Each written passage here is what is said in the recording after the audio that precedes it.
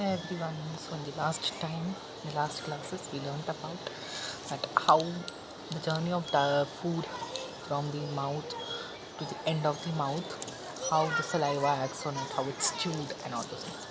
Now let's learn about its journey to the further parts. So, its journey is in the form of swallowing and peristalsis. So let's see how we actually swallow food.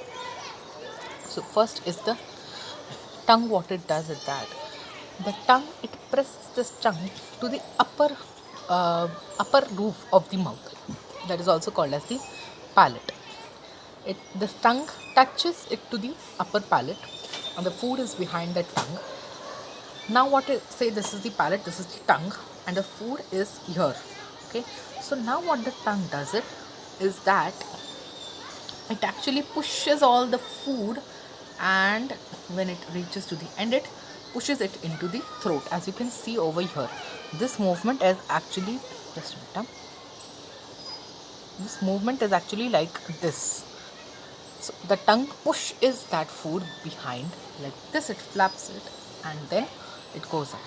Now this food is called as the bolus. Now this bolus goes to the this bolus goes down. But how does that goes down?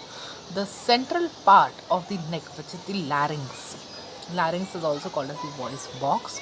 So what this does is, this larynx is pushed up, it pulled up, so that the food goes down, just like how the lift takes place. The weight is going down so that the lift comes up. The same way, the back part of the mouth cavity closes the opening between pharynx and the nasal passage. The larynx, which is located it at the entrance of the windpipe, is pulled upwards to bring it close to the back of the tongue when the epiglottis closes the windpipe. Now, when this food goes down in the neck, we have a junction where the windpipe and the food pipe meet. These are called as the place where it meets is called as the pharynx. Here, very nicely, epiglottis takes its function.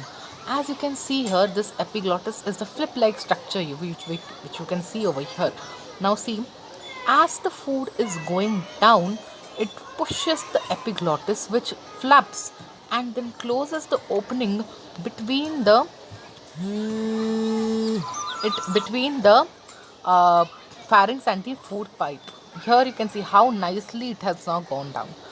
Now it has entered the esophagus, which is the food pipe. Now the food reaches the esophagus with the help of peristalsis. Now this food from the neck to the stomach, it goes through the help of peristalsis. Peristalsis is a wave-like construction caused by the circular movement of muscle of the gut pushing the food along. So as you can see here, a wave-like construction is formed. When the food is going at the muscle enlarges and pushes the food down. And in this way, a wave-like structure is formed, pushing and then contracting, pushing and then contracting. As a wave-like structure is formed, and then the food goes down. The mucus is secreted by the gut, that is the abdominal part, and this is a slimy fluid which lubricates the food so that it is slipped down easily. Now, what is this esophagus? Esophagus is a tube which conducts the food from the throat to the stomach and doesn't produce any digestive enzyme. So, no digestion takes place in the esophagus, but it is used for conducting the food from the throat to the stomach. Its function is again to conduct the food from pharynx to the stomach itself.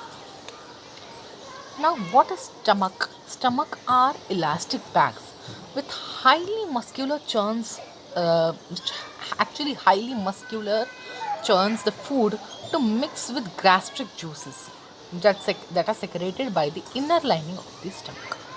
The opening of the esophagus into the stomach is guaranteed by a ring-like muscle which is called as the cardiac sphincter. Okay, this muscle you can see. Just a minute now. Yeah, this muscle is called as the cardiac sphincter, from which the food goes in. Now, what is the function of the cardiac sphincter? Its cardiac sphincters function is to prevent regurgitation. That means the food should not again go from the um, again go up in the upward direction. That is done by the cardiac sphincter. It closes the stomach so that the food cannot go from out to in. Otherwise, when you will sleep, you will again start vomiting. The food will come up. Now, the cardiac sphincter is the opening to the stomach into the small intestine, which is guaranteed by. So, this stomach say the food goes, and now it ends over here. From here, it goes to the small intestine. But from this junction where the small intestine and the the stomach meet is the pyloric sphincter, which conducts the food from stomach to the small intestine. So, the function of the pyloric sphincter is to keep the opening of small intestine. Small intestine is closed like a valve to prevent food passaging from the stomach till it's churned up neatly. Okay, while the food is churning up in the stomach with all the gastric juices, it should not come out. Otherwise, the small intestine cannot do its part. So it is done. And to prevent the backflow of food from the duodenum to the stomach, means from the small intestine, the food should not come here. This is again guarded by the pyloric sphincter. So, as I told you, what is this regurgitation? Regurgitation you may not have heard about, or antiperistalsis you may not have not heard about this, but you must have heard about vomiting. Vomiting is only regurgitation or the antiperistalsis. This happens when a reverse wave like construction takes place in the stomach when it's overloaded or disturbance is taking place.